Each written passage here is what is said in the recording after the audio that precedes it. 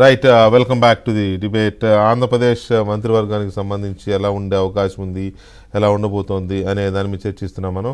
Right, Pattabhi గారు నమస్తే అండి. నమస్కారం వికే గారు. పట్టాభి గారు, ఊహించని విజయం, కూటమికి చాలామంది ఎమ్మెల్యేలు గెలిచేశారు. ఆ గెలిచిన వాళ్ళల్లో సీనియర్లు ఉన్నారు, న్యూ టాలెంట్ వచ్చింది. అలాగే 2-3 సార్లు గెలిచిన వాళ్ళు మళ్ళీ గెలిచి వచ్చారు, అనుభవంతో ఉన్నారు వాళ్ళు ఉన్నారు. ఇంకా బుచ్చయ్య చౌదరి గారు లాగా 7-8 సార్లు గెలిచిన 7 సార్లు ఏమో 7వ గెలిచిన వాళ్ళు సీనియర్లు ఉన్నారు. ఇట్లా చాలామంది ఉన్నారు. సో వీళ్ళందరినీ బ్యాలెన్స్ చేసుకుంటూ టాలెంట్ని, తర్వాత అన్నిటికంటే ఇంపార్టెంట్ చంద్రబాబు నాయుడు గారికి ఇప్పుడు ఇమీడియట్గా కావాల్సింది క్లీన్ ఇమేజ్. ఆ క్లీన్ ఇమేజ్ ఉన్న వాళ్ళు ఎవరైనా శ్రీకాకుళం నుంచి అనంతపురం దాకా ఎత్తుక్కుంటూ వెళ్ళాలి. అంటే లేరని అనను, అది ఒక ఇంపార్టెంట్ థింగ్. అవతల కాసుకొని కూర్చుంటాడు. సో ఏంటి మీరేం చెప్తారు, ఎలా ఉండే అవకాశం ఉంటుంది?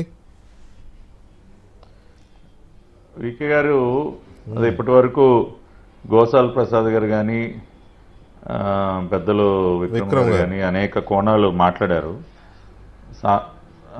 సామాజిక సమీకరణాల గురించి, అదేవిధంగా సీనియారిటీ గురించి, వీటన్నిటితో పాటు నా వ్యక్తిగత అభిప్రాయం ఏంటంటే, గత 5 సంవత్సరాలుగా ప్రాణాలకి తెగించి పోరాడినటువంటి వ్యక్తులకు కూడా అధిక ప్రాధాన్యత ఇవ్వాల్సినటువంటి అవసరం ఉంటుంది.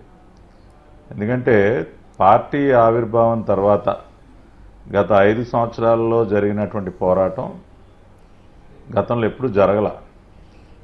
అన్ని ప్రాంతాలు, అనేక ప్రాంతాలు, అనేక జిల్లాల్లో ప్రాణాలకు తెగించి పోరాడిన వాళ్ళలో చాలా మందికి ఎమ్మెల్యేలు అవ్వలేదుగా, టికెట్ ఇవ్వలేదుగా. సరే, ఇవ్వలేదు, కొంతమందికి అవకాశం రాలేదు. ఆ జాబితాలో అవుతారు. కానీ దక్కించుకున్న వాళ్ళు కూడా ఉన్నారు. ఇప్పుడు ఉదాహరణకి కాదండి, టికెట్లు ఇప్పుడు ఉదాహరణకి అయ్యన్న పాత్రుడు గారు ఉన్నారు, ఆయన పోరాడారు కదా. అట్లా గోరంట్ల బుచ్చయ్య చౌదరి గారు, ఆయన కూడా వీరోచితమైనటువంటి పోరాటం చేశారు. ఇట్లా గత 5 సంవత్సరాలుగా పోరాడి పార్టీ కోసం అన్ని రకాలుగా నిలబడినటువంటి వ్యక్తులు ఎమ్మెల్యేలుగా గెలిచిన వాళ్ళు ఉన్నారు. అంటే సామాజిక సమీకరణాలు, సీనియారిటీతో పాటు గత 5 సంవత్సరాల్లో పార్టీ కోసం ఎవరెవరు ఎంత కష్టపడ్డారో, ఏ రకంగా నిలబడ్డారో దానిని కూడా ఒక ప్రామాణికంగా తీసుకోవాల్సినటువంటి అవసరం ఉంది. ఆ రకంగా తీసుకుంటారు కూడా చంద్రబాబు గారు. ఎందుకంటే గతంలో అనేక సార్లు మేమందరం కూడా ఆయనతో సమావేశమైనప్పుడు ఈ మాట ఆయనే అన్నారు.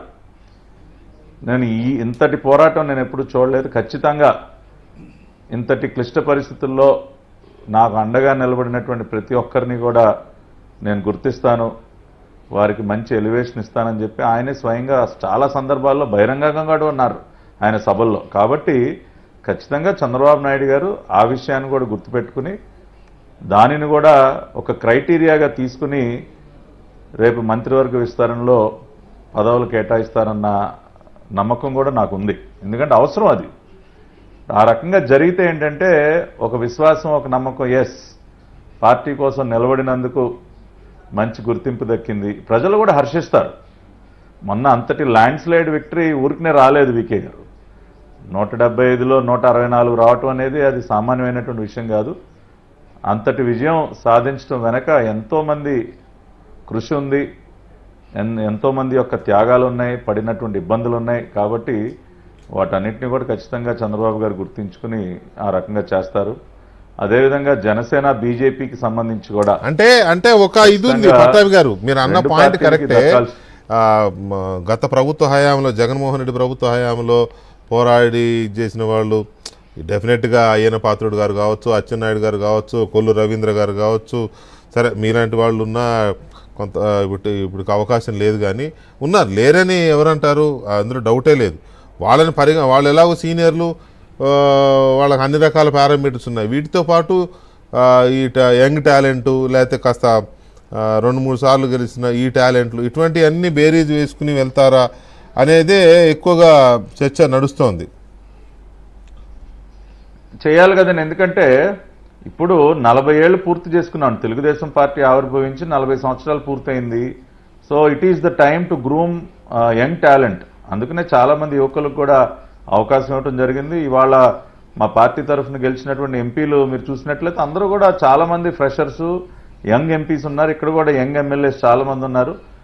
అంతమందికి అవకాశం ఇవ్వడానికి కారణం ఏంటంటే ఇంకొక 40 సంవత్సరాలు పార్టీని ముందుకు నడిపించాలన్న ఉద్దేశంతోనే అటువంటి వారికి అవకాశం ఇచ్చారు. ఇవాళ కేంద్ర మంత్రిగా, కేంద్ర పౌర విమానయాన శాఖ మంత్రిగా ఉన్నటువంటి రామ్మోహన్ నాయుడు గారు is less than 40 years. Youngest minister, Telugu Desam పార్టీకి ఉంది. Youngest minister in cabinet, central cabinet. Yeah, youngest cabinet minister ఇవాళ రామ్మోహన్ నాయుడు గారు. అటువంటి వారు ఇప్పుడు శాసనసభలో కూడా ఉన్నారు. కాబట్టి అటువంటి వారికి కూడా అవకాశం ఇచ్చినట్లయితే, అంటే సీనియర్స్ జూనియర్స్ ఇద్దరి యొక్క మిక్స్ అనేది క్యాబినెట్లో ఉంటే ఏంటంటే కొంత ఫ్రెషర్స్ కూడా నేర్చుకునే అవకాశం ఉంటుంది. అంటే సీనియర్స్ ఇప్పుడు గోరంట్ల గారు కానీ, అయ్యన్న గారు లేదా అచ్చెన్నాయుడు గారు, ఇటువంటి సీనియర్స్ అందరూ ఉన్న క్యాబినెట్లో కొంతమంది ఫ్రెషర్స్, యంగ్ మినిస్టర్స్ కూడా ఉంటే ఏంటంటే ఆ కాంబినేషన్ బాగుంటుంది. చూసి నేర్చుకోవచ్చు అనేక విషయాలు.